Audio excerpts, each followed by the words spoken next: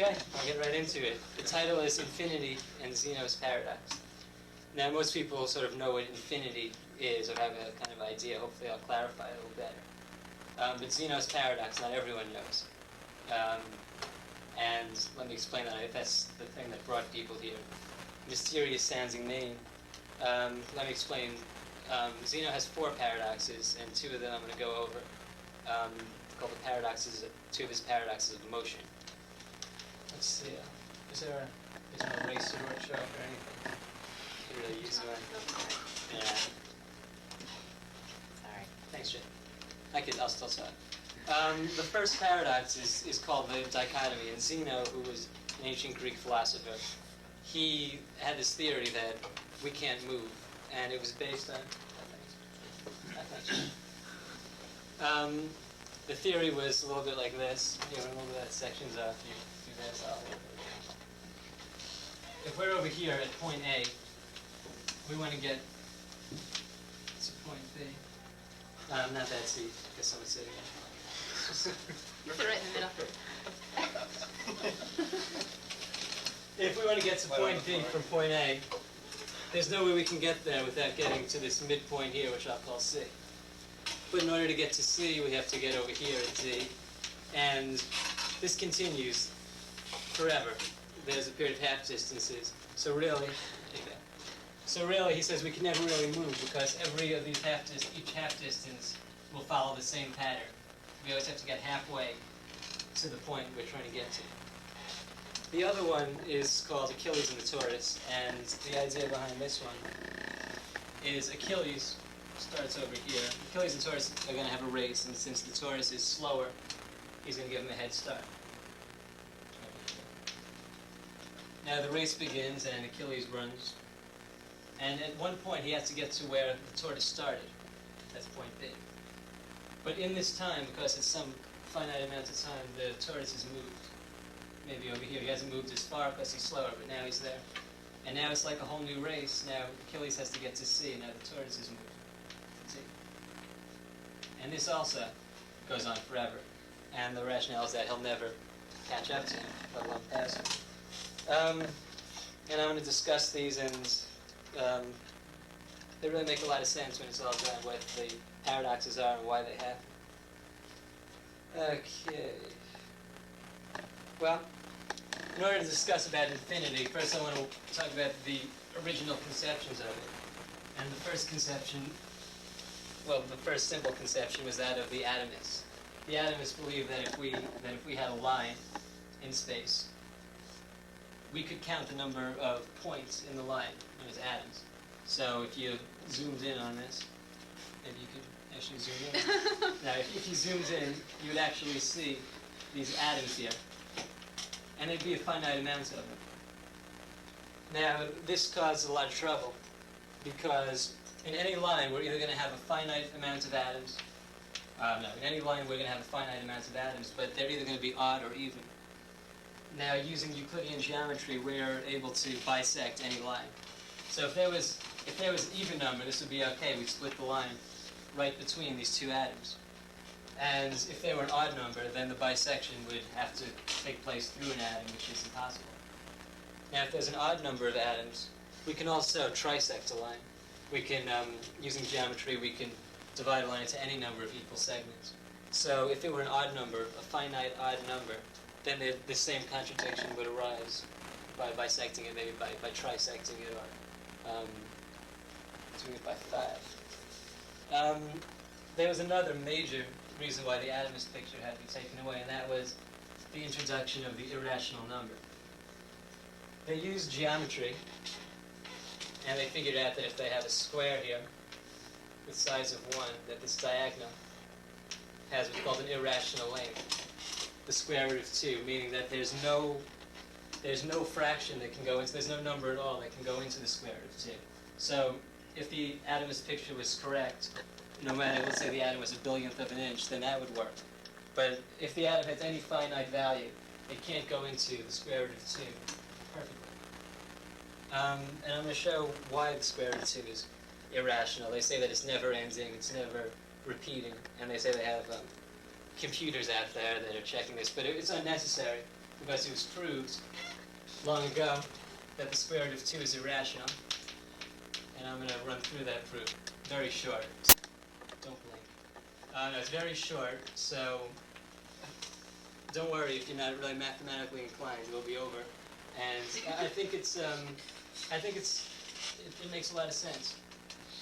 We use what's called the reductio ad absurdum argument, which means that we take a certain number of premises that we believe to be true, and then we construct a logical argument until we get a contradiction. Now, if there's a contradiction at the end here, that means, and if the argument is good logically, that would mean that one of the premises is false. And here, the only premise we're going to use, we're going to assume that it is rational.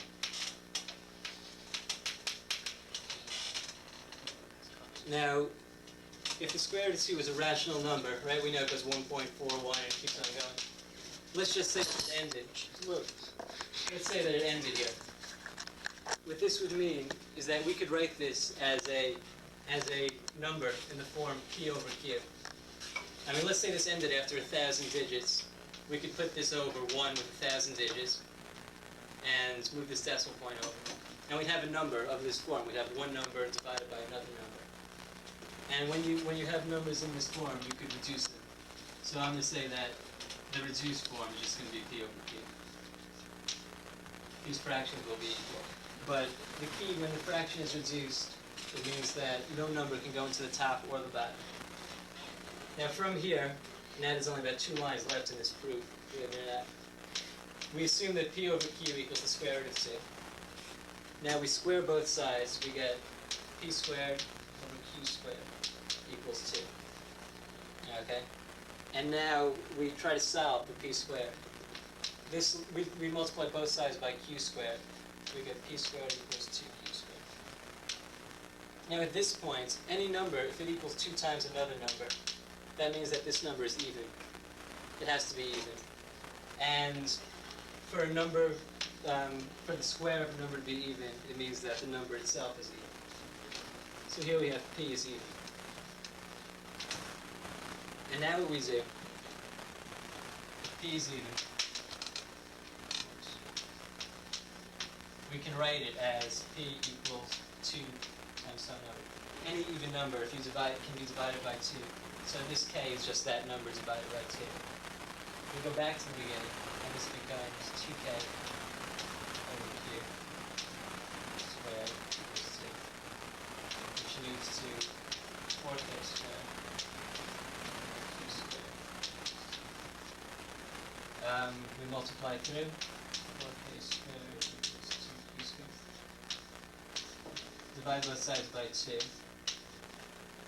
We get 2 squared equals 2k squared. This would mean that q squared is even, and that means again that q is even. And I don't know if everyone sees it. I'll have to explain it. If p and q are even, that contradicts what was over here, which said that these are fractions. This is a fraction in lowest terms. If they're both even, that would mean that both p and q can be divided by 2. Once p is even, we can assume that q is odd. Then we show that that leads to this absurdity that q is even. Well, that's the proof that the square root of 2 is irrational. And that shocks a lot of people in ancient Greece. Well, it's not shocking a lot of people here. There's no nudity in it. What? There's no nudity in it. No nudity. Well, we needed a new concept of infinity once we had this irrational number here. And one of the first guys to come up with the most abstract theory of infinity was Anaxagoras. Now, Anaxagoras, not only did he say that there's an infinity of points between, on a line, point A and B, but he also said that between any 2 points, there's an infinity of points. So, right? And this scared a lot of people also, because they said, it takes me, it's hard enough for me to conceive of one infinity. I haven't finished paying off the first infinity. Now you want me to say there's infinities. So it scared people, but he challenged it. And not only did he challenge it, but he used it to explain phenomena that he didn't understand, such as nutrition. Anaxagoras only has about 12 fragments existing, but we also have information about him. And he had a theory of nutrition that said that taking this to its total absurdity, he comes up with a theory that there's a piece of everything in everything. So we have, let's say we have bread. He says everything's in bread. There's blood in bread, there's bone in bread, there's garbage.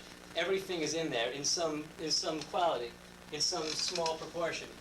And this is how we grow when we eat. We eat bread, and the bone, this little part of bone that's in the bread, goes into our bones, and then we grow. And I think it's a shame that he said, I mean, his concept of infinity was revolutionary. The nutrition was just ridiculous, but it was a nice try. It was a brave attempt. And hopefully people will remember him, and well, he's been remembered, not for that theory, but for coming up with the most comprehensive theory of infinity. People look down at him because of this nutrition, but it was a good try. I mean, if you didn't know, how would you explain it? Okay.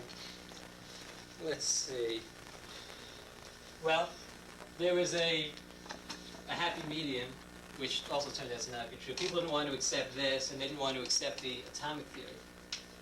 So then there was a group of people called the Platonic atomists, and they said that in the ideal world, which is what Plato was big on, the ideal world, maybe we have these nested infinities, but in the real world, we have these atoms. And so it's the concept of mentally indivisible versus physically indivisible.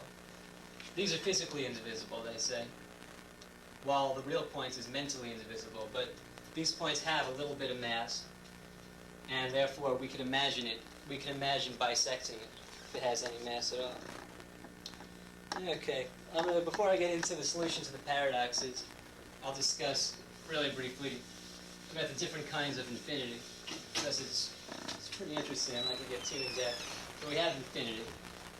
And there's actually, people say, infinity plus 1 equals infinity, all that. Well, think of this number line here. Now, there are an infinite number. There are infinite amounts of numbers. We go down the line. And there's a question where they say, what are there more of? Are there more even numbers, or are there more integers? Now, it seems that there are less even numbers than there are integers, because it's almost a subset of the real numbers of the integers here. But really, it's the same number, because you can make a one-to-one correspondence. If you multiply everything through by 2, we have this one-to-one correspondence between even numbers and real numbers. So that's one kind of infinity. Anaxagoras' infinity doesn't compare to this integer line, because between every 2 points on Anaxagoras' line, there's another one in between. So here we're okay, but you can't even imagine what this looks like. You've got these points, and you look really close, and then you notice, wait, there's another one in there. No points are next to each other.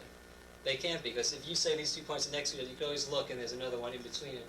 That's the definition of his line. So when he divides a line, he can't cut between points. He has to cut at points. And it's not a problem, because these points don't have any mass. They just represent position. Well, let me get into the paradoxes. The first one, with trying to walk to the wall, it's called the dichotomy.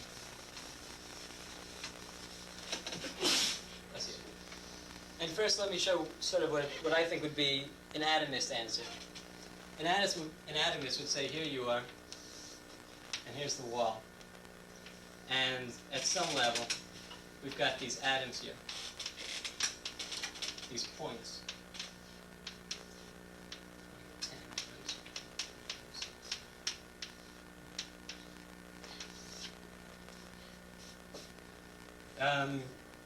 Now these little lines here, I'll show you what they mean. These aren't like, this isn't like a string, like a pearl. These are more, the idea is that you're always going to be in between points. And anytime you get halfway over one, you sort of slip to this starting point. I'll show it on the, once I'm 10 points away from this wall, now I want to go halfway. So I go 1, 2, 3, 4, 5. I end up right here. Now to go halfway would be like saying 2.5 points. So here's 1, 2, and now when I get to the half here, I kind of slip down. to there. Once I get to the halfway point, it sort of rounds up to the nearest point. I should really have 3 points in there. And now I have 3 points, so I go ahead 1.5. I slip over here. And now I want to go half a point. So once I get to the halfway point, it sort of rounds up, and you get to the wall. That I would say would be an atomist. I haven't read this anywhere. I just think this is how an atomist would answer the question. What if you round down? You have to stop at the last point. If you round down, yeah, that's why I would say they would answer this way. Turns out that all those are wrong. And I'm going to examine Zeno's paradox, his logical argument, because he's not setting out to prove that we can't move. We know that we can, and his argument really fits that reducto ad absurdum argument. So he has these assumptions. His assumptions are, one, he says, let's say that space is infinitely divisible.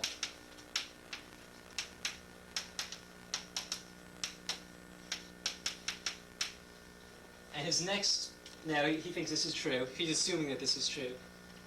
And his next premise is going to be that we can never touch an infinity of points in a finite amount of time. We can't touch infinity in a finite amount of time.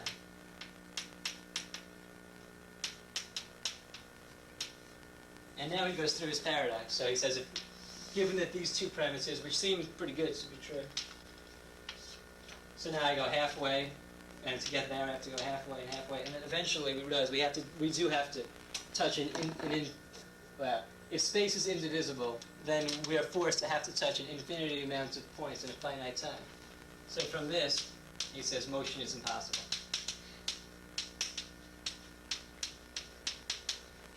And actually, given these premises, he's right. Now here's the problem that Aristotle sees. Aristotle makes his own argument. And he says, let me get back to here. There's, the question is, what does this contradict? It contradicts the unwritten premise over here that motion is possible. It's out of common sense. So now that we get this contradiction here, we have to get rid of one of the premises that he assumed. So one of them is wrong. And he says, well, this is obviously not the one that's wrong, because we can't touch an infinity in an infinity amount of points in finite time. So this is the one that's wrong. And that means that space is not infinitely divisible. Now Aristotle makes a much better argument and puts this one to rest. Motion is possible. And now what Aristotle says, this is the big one. He says that space and time are either both atomic, meaning they could both be broken down into these smallest components, or neither of them can.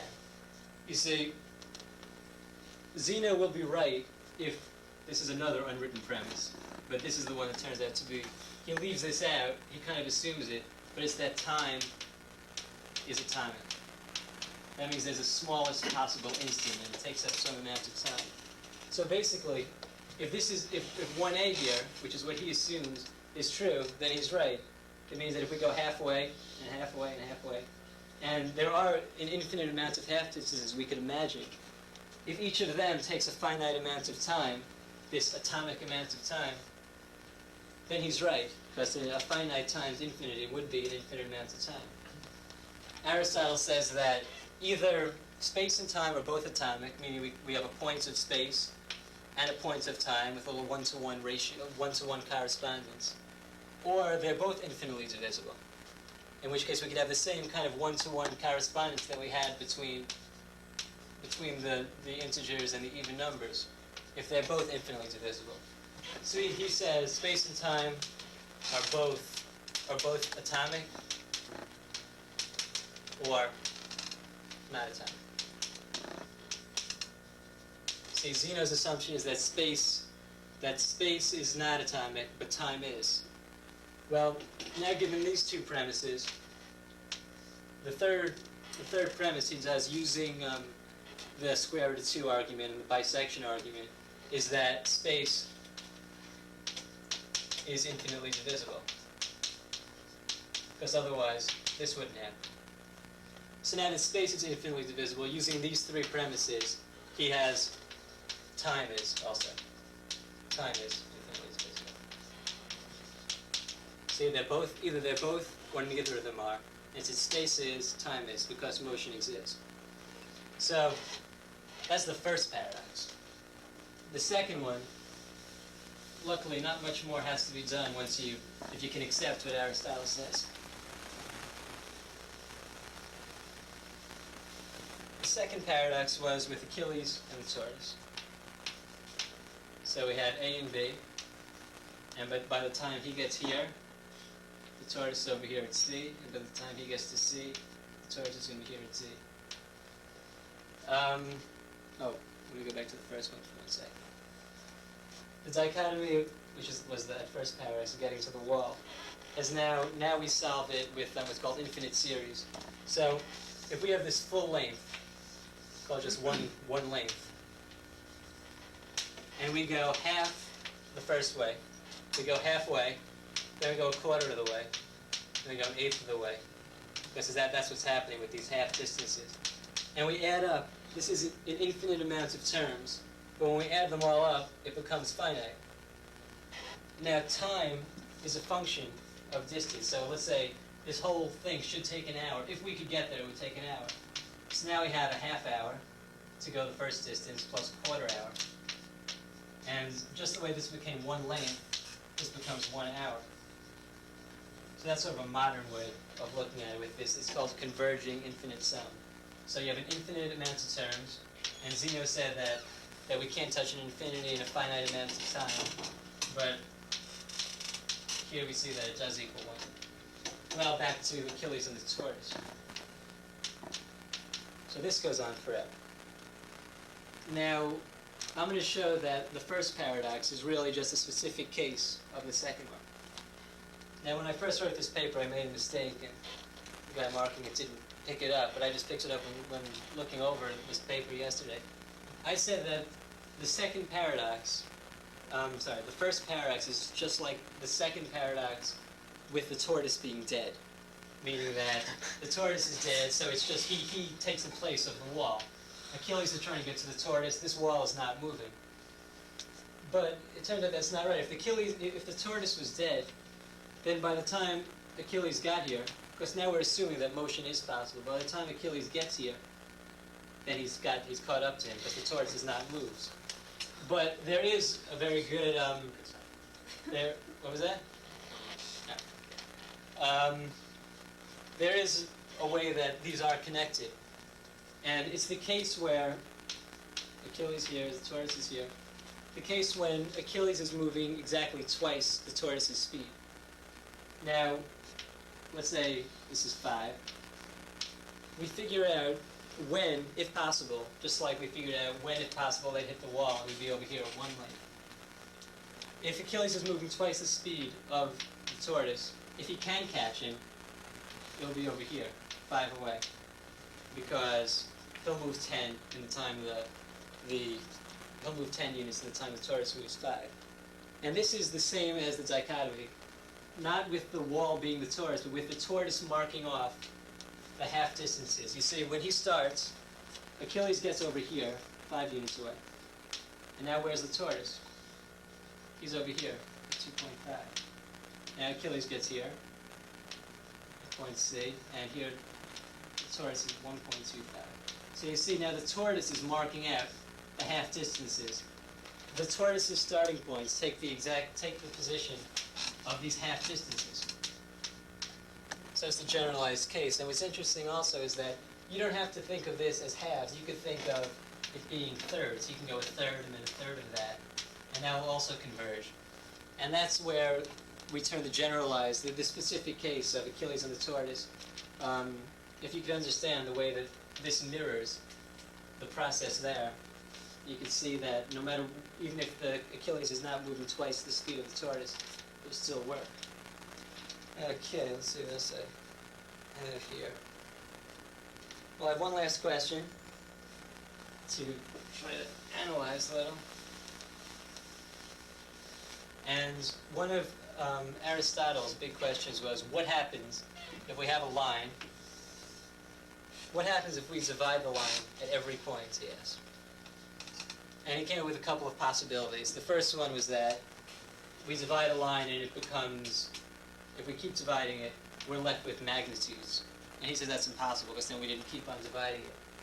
And the other choice was that we have atoms, which has been disproved with the irrational values.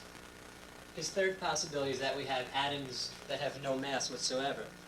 He said this is impossible because then we have something being made out of nothings. And his last one, which is also a good try, he said we're left with sawdust. And that means that he imagines this as being a big block of wood, and we saw it up, and we keep sawing it, and eventually all we're left with is a big pile of sawdust. And that's one of his solutions, but he doesn't think that could be. He says since the sawdust is really little magnitudes, it doesn't count. Well, finally, he can't really answer the question. But what he says is that there's a big difference between cutting a line at every point and cutting a line at any point. He said we could cut a line at any point we want, but not at every point simultaneously. And I looked into this problem. I thought that it was almost as challenging of a question to ask, what happens when you cut a line at one point? Is this possible, and what happens? So this will be the last thing I discuss. Let's say we have a line here, AB. My first position was that if we put this on a graph, and we call this 0, 0, and 10, 0, by cutting the line, we would actually cut it and sort of pull it apart.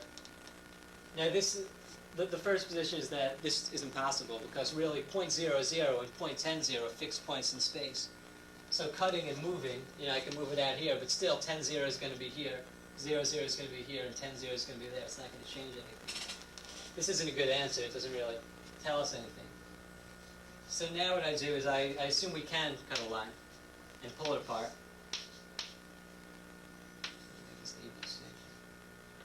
There's a couple of possibilities of what's happening there. The first is this.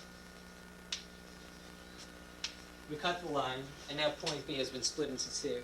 But here I'm using the infinite smallness definition, so this can't be cut. Well, the next obvious one would just be that we have D and E. Now here's the only problem here is that D and E, before the cut, were not next to each other. Because no two points can be said to be next to each other. There's always a point in between them. So even though it looks like this would be the position, what happens to B? B's got to be in here somewhere. So what I did was I borrowed from modern geometry. They would draw a line with a circle on it, and that means every point up to, but not including this point that would be over here. And I said that maybe this is what happens. We have A, C, B, C. So B's still there. But this is even more problems because there were no points between here and here. This is just a theoretical definition. There were no points between this circle and here. Yet we seem to have points. So I go back to the drawing board. This is exactly how I went through it. But it's almost done.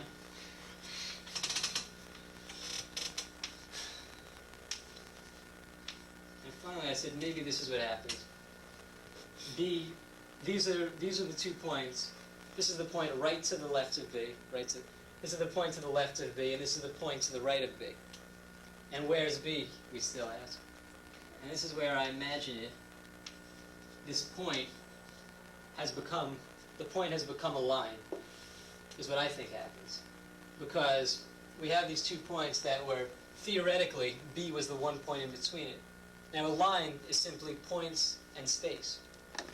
So, as the 2 endpoints of a line approach each other, there's no correlation between number of points in a line and number and length of the line. So this line and this line are the same in point count. So the only difference is that when we take this point and pull it over here, this point pull it over here, we sort of stretch out the line, but we don't increase any. The point count is still exactly the same. And the one missing link here is that can a point become a line? And that's what I think would happen. When we cut a line, before we said what happened to the infinity of points between point C and D that were over here, and the answer is that they were still there. They were just sort of stretched out a little bit because we don't gain points, we just gain space. And that's what I think happens. And my last point is what happens, as Aristotle asked, when we divide a line at every point. And that's what I think a line segment. Right, a line segment has an infinite number of points. There's space between every point, but there's a converging sum. The sum converges to the length of this line segment. And we know that a line, as they define it, goes on forever. So when we divide and split a line at every point, that's when it becomes this infinite line. Because now the spaces between the points no longer converge. They become infinity. Well, Where's the last point in AB the last point on AB, that you can define? over here, this open circle point is notational for every point up to B if B were there, except So one. what is it next? Yeah, this point would be theoretically next to it. This isn't a real point, though. We can't say that it's really next to it. But using this theoretical tool, we can really say that this point is next to B, is next to this point. Okay. Well, that's infinity and Zeno's paradoxes. I hope it lives up to everyone's expectations. I don't think everyone who's here kind of expected what they got, and that's why we titled it. We didn't fool anyone. So there we are. Any questions from anyone? Yeah, I don't understand what you're doing here. That what you do is you say you remove a point, and that point becomes a set of points. Yeah, I think that a point and a line are really the same thing. When you have A and B as a line, as A approaches B, since a point has no mass, 2 points could represent the exact same position.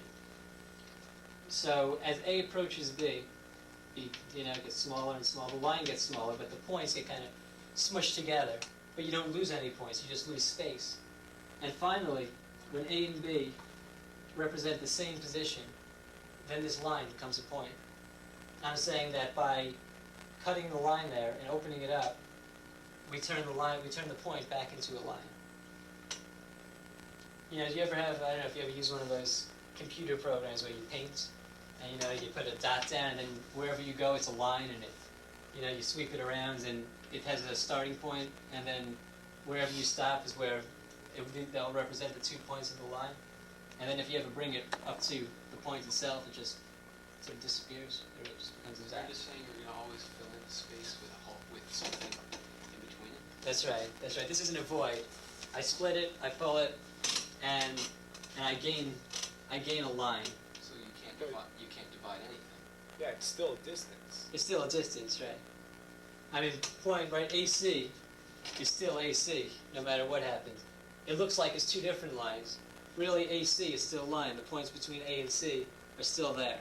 You just lengthened it. Yeah, I just. Does that mean that everything is just one? Yeah, that's saying everything has a magnitude. Saying that everything has a magnitude? Yeah. So that point becomes a distance. It still has a magnitude. Right. When it was a point, it didn't have any magnitude. People say, what's the width of a line? And people say, well, it tends to 0. The answer is, it's just, you're right, NA, not applicable. How can you create a magnitude from something that doesn't have magnitude? You could, the magnitude, right, there was only one point between these theoretical points, right? Before this split, you kind of had this. You had this, which is the point right next to B. This is the point to the right of B. And here's this. Now, only for these 2 points, any 2 points, except this special case, have Each of those points have magnitudes? No, they just represent position. It's like an idea. It doesn't just like how I say here that the width of a line, it doesn't have an answer. It's not applicable. It's a one-dimensional existence. It can't have a width at all. We have to give it some width so we can see. So theoretically, these 3 points are actually next to each other, even though 2 regular points have an infinity of points in between them. But in this special case, when you split it, you have the point that was right next to B before, theoretically, the point that was right to the right of B. And only in this case, these 2 points aren't next to each other either. Usually there'd be a line in between them with infinitely many points, but in here there's just 1 point, just point B. This is B, and actually on my paper I made this, I call this one B sub AB, and this B sub BC, these points. So only in this case is there only 1 point instead of infinity between these two. So when we split them apart, now that we have enough space to have more than 1 point, we get an infinite number of points again. So, question? Does it really mean anything to talk about splitting a line when we're talking about it? Does it mean anything? What does that Yeah, mean? no, what does this show then? Well, Are you still left with the same problem of how do you divide a line? no, I don't Except think so. now you have a point that's an infinite amount of points. Yeah, it's you answered the question. The answer is that you never really divide it. It's always there. We don't. Yeah, I would say that the line is always there. AB is always there until we impose A and B together, in which case it becomes just a point. No mass at all.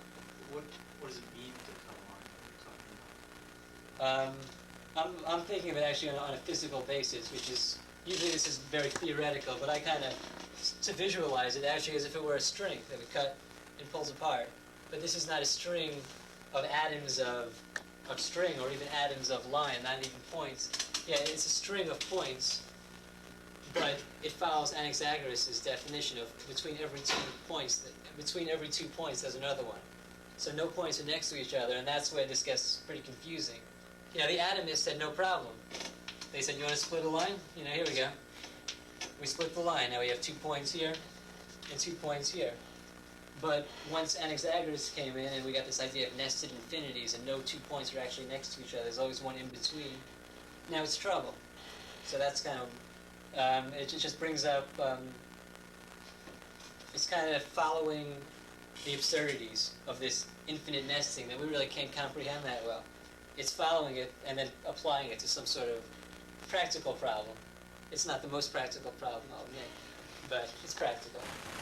So now that Gary's been on 6 must be right? You're in, it's like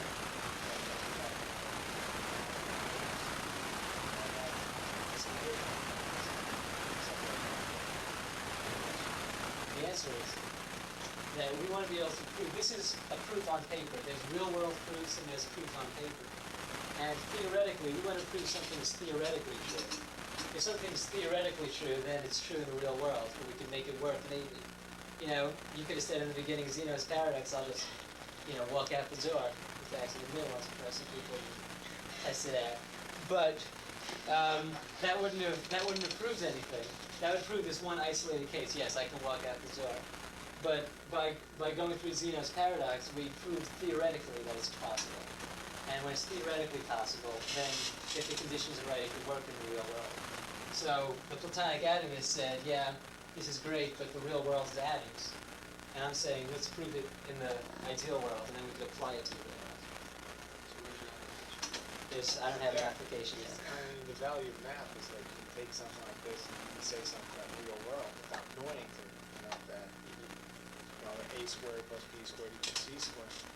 How does this say anything about the real world? It doesn't really say anything about the real world, but these are questions that have baffled the minds, of people for thousands of years, and that's why people play around with them. I mean, you could look at Achilles and the Taurus and say that's ridiculous. Of course, I'll pass it. But until you see a good proof of it, it just brings up the curiosity and answers it. It's good mind exercise, mind aerobics. So theoretically, you can't divide anything. Theoretically, Is that what you're saying? Is that Gary's paradox? Gary's paradox. It's not a paradox. I said you could divide it, but you're not gaining any points out of it. You can divide a line, but those endpoints are still going to have an infinity amounts of points between them. And I just tried to explain here what happens to the missing point, because you cut out a point, split it. And it's kind of interesting. I mean, you have these 2 points here that could not, in the first picture, you have these 2 points. You say, this is what happens, A, C, D, E. But these 2 points were not next to each other, so somehow when you put it together, So what can we do with that point that's now not missing? What can we do with it? Yeah. We can be happy that it won't be on the little milk. It won't be on the milk crates. And have you seen me around? Yeah, it sounds like to me like you're saying that arithmetic isn't useful to geometry. And arithmetic isn't that division can't be explained in terms of geometry or any other of those. Well, this is the difference between the magnitude and the point count.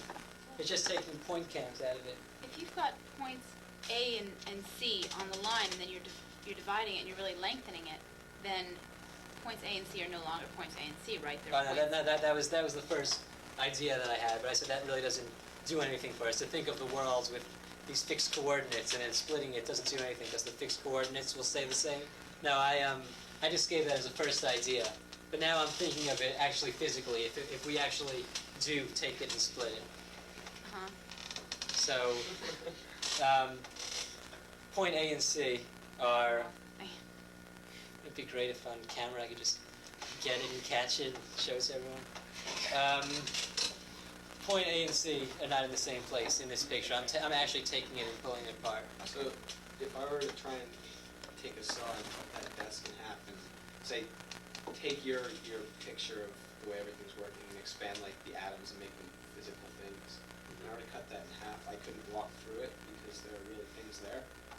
Yeah, well, atoms don't have any mass, though. We'll say that they did. Well, if they had mass, then we have more contradictions. But okay, say if atoms did have mass, if my and you grandmother had take your little wings, chain and break it in half, you couldn't walk through it. Yeah. Is that what you're saying? I'm saying that there are theoretically points of space between here, an infinite number. And yes, if they had mass, I couldn't walk through it. That's true, but they Atoms did. don't have mass. Atoms have mass. Points No, have these mass. these are atomic. Right? These are points. When I say atoms, I'm meaning points. Points was the best. Is what I meant by that. Okay. Points of atoms of space are points. I'm sure I really understood Aristotle's thought of it. Is that equation supposed to solve the paradox, or is that just an added thing? The equation sort of only in the sense that we could admit that if this does come down to 1, then there's this sort of 1-to-1 ratio between each of the terms, each of the time terms, and that a billion billions we get to the wall, and an infinity number of I don't even know what you would call it, but an infinite number of infinite half distances. If this pattern works, then so does this. I mean, an obvious retort is, how do you know that equals 1? Okay, well, see, that's not too bad. It's just a convention. Oh. One might say. Well, it equals 1 just, mathematically using infinite, there's a formula, which is 1 minus 1 over r. So what this means is that if I have r to the 0 plus r to the 1 plus r to the 2, and if r is between 0 and 1, this is what it equals. Now, in real terms, we have 1, right? I'm taking r equals 1/2 in this case. We have 1 plus 1/2 plus 1/4 plus 1/8, right? Because you keep multiplying it by 1/2. And going into the formula, we get 1 over 1 minus 1/2, which is 1 over 1/2 is equal to 2. Not 1, because I have this 1 over here. 1 plus this whole thing is equal to 2. Mathematically, it works. It's tough theoretically, because you say, if somehow this never gets to 1, so somehow this never gets to 1 hour. But in comparison to Zeno would say that each of these takes some sort of smallest distance. You see, do you understand that's where the whole problem comes in? If there was a smallest amount of time that couldn't be broken down, then it would take forever to go through the infinite number of subdistances. So all Aristotle says is that they're either both atomic or neither are. And then he proves that neither are. And that, for him, solves the paradox. It's complicated stuff. I'll admit that. Okay, Gary, did you have a question before? Oh, I do. I thought he answered a nice question. Well, in the geometric series that you just put up there, aren't there some certain assumptions about the way things are that allow us to get this neat little formula? And I don't think so. I think that, you don't have to assume anything in pure math. Well, that's calculus. Yeah, that's math. It's an integral. It's what? It's an integral, is the way you're getting at. Yeah, okay, it's an infinite series. I'll go with you on that. But I mean, it's math. We could, I can imagine I have 1/2 here, and here I have a quarter and an eighth, and this, right, and this is, I'm going 1/2, then down a quarter, then over an eighth, and this is gonna just have some sort of finite area. If I have this spiral here, the area here is gonna be limited by this box here. I know this is really going out of the realm that I should, but this is going to have this area of this thing is not going to be infinity. At most, it's going to be 1 if we ever get to it. That's just purely mathematical. All right, back to your quarter, your You're supposed to be running this book, and you're going to be a heckler? Also? Okay. Yeah, you made fun of us, so we're getting even. Okay. Go back to walking towards the wall. Now you have this line of points. Yeah. Take a running step now. You have this set of points between here and the wall, and you divide it. Yeah. Now you're at that point, but that point's actually going to be a distance, The according points. to what you have Oh, over no, there. the point's not a distance until the 2 points, one to the left and one to the right of it, are pulled apart. So isn't that what you're doing here, is you're pulling it apart, or? No, that's it. Thanks, kid.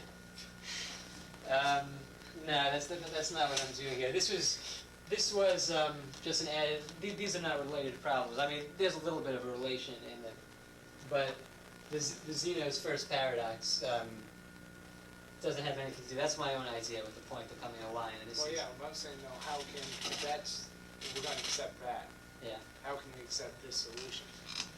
How can we divide that line segment if we accept that? Well, this is, you see, this isn't dividing and pulling it apart. That's what I was doing here. I was just curious what happens when you have this line and you pull it apart. Theoretically, in my mind, if I do that, this is keeping the same line and just going through half a distance and quarter of the distance. I don't think. Or are you going to be able to go to a point or distance Yeah. with any accuracy? Oh, yeah.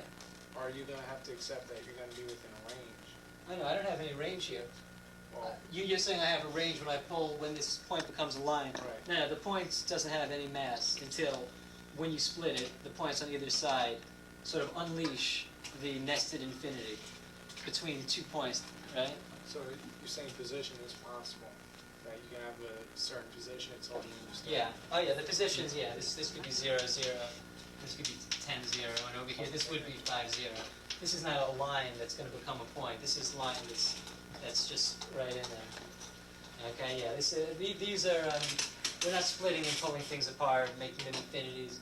This is just keeping the concrete line. Going back to Gary's line segment, when you pull your 2 lines apart, and you've got your little point that separates into an infinity or a line, Yeah. where does that go? Where does it go? Well, I kind of draw it up here. Hang out next to No, it's right in here. So you're not really taking them apart. But I'm turning the points into a line, which is something that no one else has done before. Are you expanding the line? I'm expanding the line. No, I'm asking, are you expanding the line? No, You're taking a point in magnitude, into a but line. not in point count. In Are you just sort of renaming points on a line there then? you mean renaming, like since A was over here to begin with and C was here and now, Yeah. is that? That's kind of No, that's not what I'm doing. So if we cut up everything, then theoretically everything's going to expand. Then we're gonna, if we cut a point at every place, infinity amounts of times, we're gonna come out with what's a line. What kind of ramifications can come from that? What kind of ramifications can Yeah, come? I mean, you cut Time something out. travel, plasma. I don't know what kind of ramifications are going to come from it. I just came up with the idea. You can, present one maybe next week about the ramifications. I mean, basically, there's no real application for this. It's just. That's right. This is just fun. Okay, I have one question. You talked about the beginning about the idea of, if you're getting from point A to point, with the midpoints, basically, so Yeah. you keep passing the midpoints, you never seem to go anywhere. That's Was right. that first proof that you had supposed to be refuting that? The first proof where I mean, I didn't understand exactly I had that a was wrong. logical argument. Zeno's argument where he said. It's just logically impossible. I mean, Oh no! Well, Zeno he wasn't trying to say that motion's impossible. He was trying to say that if we assume that, as Anaxagoras says, that space is infinitely divisible, that there's no atomic space, then we run into trouble. Then, if that's true, because he assumes that we can't cross infinity in an infinite amount of time. Okay. So he says that that's the premise that's wrong. Aristotle says we can touch infinity in an infinite amount of time. And the premise that we have to reject is one that you didn't even list, but you assumed. Yeah. All right, I have one last question here. Okay, You've got your little B. It's now a line. that's right. Say that you have your two endpoints, okay, and they're set. All right, That's they're right. not going to move. Okay, we're not going to move that. Then you take another saw and you cut B, your new little line, which is in between AC. You try and cut that in half, right? We have this line here. You're going to try and cut that. I've already taken AC Right. apart at B. You're going to try and cut B. Yeah. The little line you have drawn above. You're going to try and cut that in half. Uh-huh. Okay? Yeah, you can do that. Now, by your theory, it's just going to expand again, right? That's right. But it can't overlap those 2 points. Oh, sure it can. 2 points can represent the same position. And that's what- Can you have 2 points in the same position? Yeah. These aren't points with mass. I can have... But they're atoms. Oh, no, they're not. It's They're not atomic. I mean, no, they're not atoms. They have no mass whatsoever. It's like the line question, how wide is it? Not applicable. What's the mass of the point there? It's not even a question you could ask. It has 0 mass. So they could all be superimposed on top of each other, as many points as you want. Okay? So you're not expanding. If I'm contracting it. If they've got no mass, you're not expanding the magnitude. Oh, I'm expanding the amount of space in between. Take it easy, man. The amount of space in between, right? The space used to converge between each point. There's a little amount of space, and it used to converge. And when we split it, it no longer converges. That's all I'm saying. Do you follow? I follow what you're saying. I don't know if that's true. I don't. Well. It's theoretically possible. Oh, maybe. Maybe. Okay. Anything else? Not too bad. Time-wise. We're all set. Christy, any questions back there? Yeah, it's all set. I just have one question. Is Thursday nights generally a good time for people? Or are there better times than you have? Alright. Okay. Thanks everyone for coming. The next code will probably be like in 2 weeks or something, and we'll